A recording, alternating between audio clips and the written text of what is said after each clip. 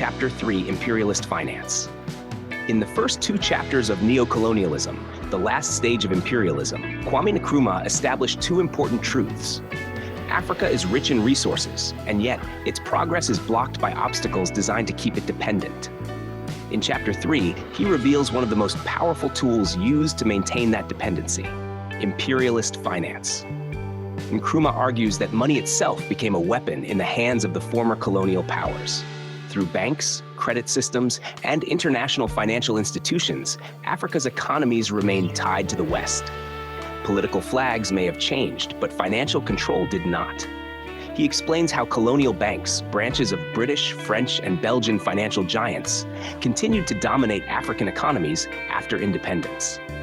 These banks decided who received credit, what projects were funded, and even which currencies held value. In effect, they held the power to determine the very direction of African development. Nkrumah points out that this financial system was never neutral.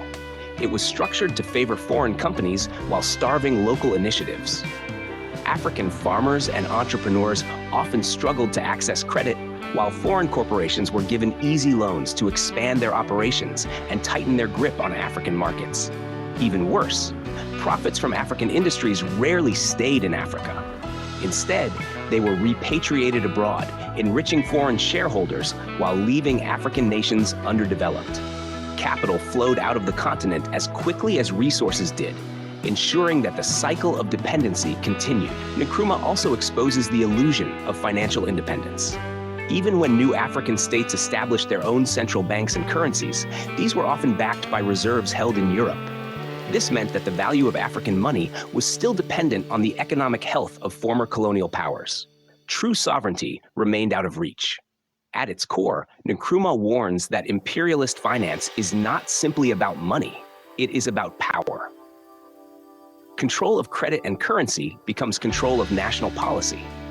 Without financial independence, political independence is little more than a shadow.